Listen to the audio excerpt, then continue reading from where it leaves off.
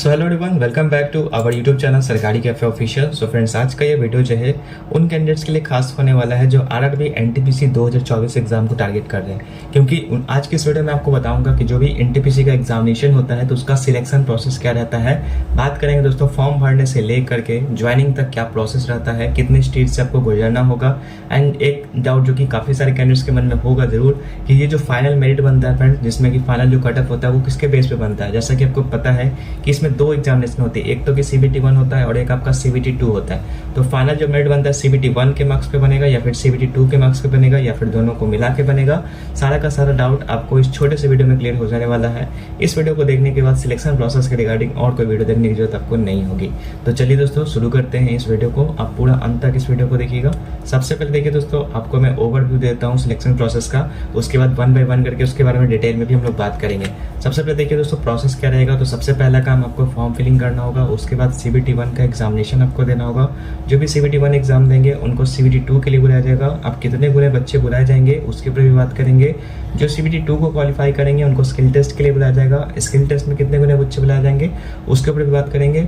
जो skill test को भी क्वालिफाई कर लेंगे उनको मेडिकल के लिए बुलाया जाएगा, और जो भी मेडिकल को क्वालिफाई कर लेंगे उनको डॉक्यूमेंट वेरिफिकेशन के लिए बुलाया जाएगा। एंड इसके बाद एक फाइनल लिस्ट आता है फ्रेंड्स, जिसमें कि अगर आपका नाम आता है तो आपको जो है सिलेक्शन मतलब हो जाएगा। उसके बाद आपका ट्रेनिंग वगैरह होगा, ट्रेनिंग कंप्लीट हो जाने के बाद आपका जो पोस्टिंग हो जाएगा फ्रेंड्स। तो ये आपका जो है ओवरव्यू मैंने आपको दे दिया। अब चलिए डिटेल में हम लोग बात करते हैं क्या आपका प्रोसेस रहेगा। सबसे पहला चीज़ देखिए, फॉर्म फिल करने के बाद आपका एडमिट कार्ड आएगा। एडमिट कार्ड आता है CBT 1 का, तो CBT 1 का एग्जामिनेशन आपको देना होगा। तो चलिए इसके बारे में जानते हैं CBT 1 एग्जामिनेशन के बारे में किस तरीके से होता है। तो देखिए CBT 1 का जो एग्जामिनेशन होगा फ्रेंड्स, यहाँ पर जो है आपको बता दें टोटल 3 स्टेजेस में, मतलब 3 सेक्शंस में यहाँ पर क्वेश्चंस आएंगे। ठीक है, 3 सेक्शन यानी कि मैथमेटिक्स, रीजनिंग और जीके के क्वेश्चंस आएंगे फ्रेंड्स। ठीक है, इसमें देखिए जीके का 30 क्वेश्चन, सॉरी रीजनिंग का 30 क्वेश्चन, मैथ के 30 क्वेश्चन और जनरल अवेयरनेस के 40 क्वेश्चन, यानी उस हिसाब से 100 क्वेश्चन रहेंगे फ्रेंड्स।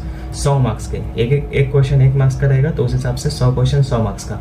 इसमें दोस्तों आपको 90 मिनट की टाइमिंग मिलेगी दोस्तों। ठीक है, वहीं अगर आप PWD मतलब फिजिकली हैंडीकैप्ड है तो इसमें आपको 30 मिनट एक्स्ट्रा टाइम मिलता है, यानी कि उनके लिए 120 मिनट है।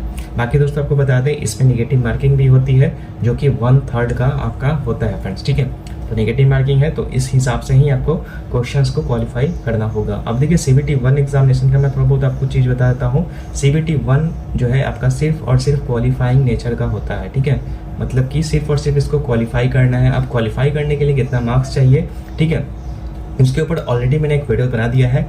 स्क्रीन के ऊपर उसका थंबनेल देख सकते हैं, उस वीडियो का लिंक मैं डिस्क्रिप्शन बॉक्स में भी दे दूंगा। सो आप उसको देख लीजिएगा, आपको वहाँ से क्लियर हो जाएगा कि अगर आपको CBT 1 को क्लियर करना है तो कितने मार्क्स आपको लाने होंगे। ठीक है, वीडियो देखने के बाद देखिएगा। ठीक है, तो ये चीज़ हो गया फ्रेंड्स, CBT 1 को आपको सबसे पहले क्वालिफाई करना होगा। अब देखिए CBT 1 जो भी कैंडिडेट्स क्वालिफाई करेंगे, ठीक है, उनको CBT 2 के लिए बुलाया जाएगा। तो कितने गुना बच्चों को बुलाया जाएगा मैं आपको बताता हूँ। लगभग दोस्तों आपको बता दें 20 गुना, जितने भी आपके वैकेंसीज है, ठीक है, उसके 20 गुना बच्चों को जो है CBT 2 के लिए क्वालिफाई करवाया जाता है। ठीक है, तो 20 गुना बच्चे, जैसे मान लीजिए कि आपका 10,000 आपका वैकेंसी है, तो 10,000 का आप 20 गुना कीजिएगा तो लगभग आपका 2 लाख मतलब 2 लाख बच्चों को जो है वो बुलाएंगे। ठीक है, कितने, कौन से के लिए, CBT 2 के लिए। ठीक है, तो यहाँ से आपको क्लियर हो गया होगा। CBT 1 आप मान लीजिए आपने CBT 1 क्वालिफाई कर लिया। अब बढ़ते हैं CBT 2 के बारे में। ठीक है, CBT 2 में देखिए दोस्तों, इसमें भी आपका जो है 3 ही सब्जेक्ट से क्वेश्चन आता है, लेकिन यहाँ पर नंबर ऑफ क्वेश्चन जो है यहाँ पर बढ़ जाता है। जैसे मैथमेटिक्स का 35 क्वेश्चन हो जाता है और रीजनिंग का 35 क्वेश्चन हो जाता है और जनरल अवेयरनेस का 50, यानी उस हिसाब से 120 क्वेश्चन हो जाएंगे 120 मार्क्स का। CBT 2 थोड़ा टफ हो जाता है क्योंकि यहाँ पर जो है 90 मिनट ही आपको टाइमिंग मिलता है और क्वेश्चन 120 सॉल्व करने होते हैं। ठीक है, तो इस कारण से मतलब लेवल हल्का फुल्का मतलब डिफरेंट होता है, उतना ज़्यादा हार्ड नहीं होता है CBT 1 से, लेकिन टाइमिंग के कारण यहाँ पर जो थोड़ा सा ये हार्ड बन जाता है CBT 2। अब देखिए CBT 2 जो है आपका क्या इम्पैक्ट करता है आपके फाइनल मेरिट में, तो मैं आपको बता दूँ CBT 2 का जो है 70% वेटेज होता है आपका मेरिट कैलकुलेट करने में। ठीक है, मतलब फाइनल जो मेरिट बनता है उसमें 70% मार्क्स जो है आपका CBT 2 का जुटता है। ठीक है, एंड 30% जो आपका क्या होगा मैं आपको बताऊंगा। ठीक है, 70% यहाँ से आपका जो जुटेगा तो वो चीज़ आपको ध्यान देना है। इसमें भी आपका सेम दोस्तों नेगेटिव मार्किंग 1/3 का रहेगा। ठीक है, एंड इसके लिए PWD के लिए 120 मिनट का टाइमिंग मिलेगा। ठीक है, सेम टू सेम है, जैसे स्टेज 1 था वैसे ही स्टेज 2 है, लेकिन यहाँ पर नंबर ऑफ क्वेश्चंस का डिफरेंट है, ठीक है। एंड लेकिन ये बात ध्यान रखना है आपको कि जो मेरिट बनेगा फ्रेंड्स उसमें 70% वेटेज आपका CBT 2 का होने वाला है, ठीक है। अब चलिए मान लीजिए कि CBT 2 भी आपने क्वालिफाई कर लिया, अब उसके बाद जो नेक्स्ट स्टेज होगा जो कि आपका होगा स्किल टेस्ट, या फिर आप कह सकते हैं जिसमें आपका टाइपिंग टेस्ट होता है, ठीक है, टाइपिंग टेस्ट, या फिर आपने देखा होगा CBAT यानी कंप्यूटर बेस्ड एप्टीट्यूड टेस्ट। तो देखिए जैसे कि मैंने आपको बताया था कि जो आपका NTPC होता है उसमें कई सारे पोस्ट होते हैं, तो पोस्ट के अकॉर्डिंग इसमें स्किल टेस्ट होता है, कुछ पोस्ट के लिए टाइपिंग होता है और कुछ पोस्ट के लिए CBAT में मतलब आपका कुछ मतलब टेस्ट होता है, जैसे आपका मेंटल एबिलिटी टेस्ट वगैरह होता है, मतलब इसी तरीके से कुछ होता है, तो ये चीज़ होगा, ठीक है। और कुछ पोस्ट के लिए जो है स्किल टेस्ट नहीं मांगा जाता है, तो उसमें नहीं मांगा जाएगा, ठीक है।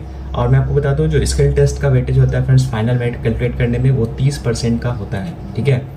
70% आपका CBT 2 का मैंने बताया, ठीक है, 70% CBT 2 का, एंड जो नेक्स्ट जो 30% बचा वो स्किल टेस्ट का वेटेज होता है, जिसमें कि टाइपिंग और CBAT का मार्क्स आपका ऐड होता है फ्रेंड्स, ठीक है। तो फाइनल मेरिट आपका इन्हीं 2 के बेस पे बनता है, तो ये चीज़ आपको ध्यान देना है। बाकी यहाँ से आपको क्लियर हो गया होगा कि मेरिट कैसे बनता है।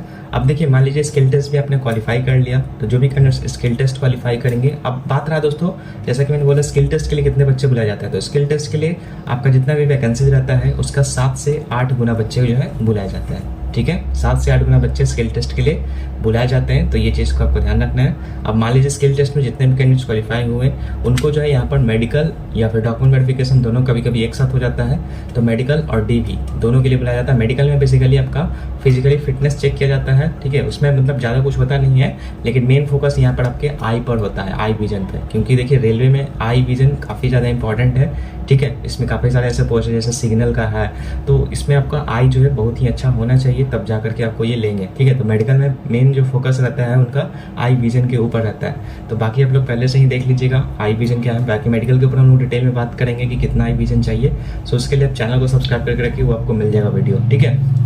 तो मेडिकल और DV हो सकता है एक ही साथ हो, नहीं तो मेडिकल पहले और DV एक बाद में हो, ठीक है। ये दोनों प्रोसेस हो जाने के बाद फ्रेंड्स फाइनल एक मेरिट बनेगा, ठीक है, फाइनल जो एक लिस्ट आएगा जिसमें कि आपका अगर नाम आता है तो आपका सिलेक्शन हो जाएगा।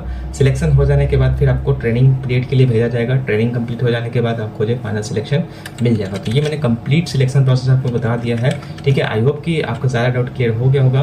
बाकी फिर भी अगर रहता है डाउट तो आप कमेंट सेक्शन में पूछ लीजिएगा, तो मैं आपको उसको मतलब क्लियर करने की कोशिश करूँगा। तो चलिए इस वीडियो को हम लोग यहीं पर रखते हैं, मिलते हैं आपसे नेक्स्ट वीडियो में, तब तक के लिए गुड बाय।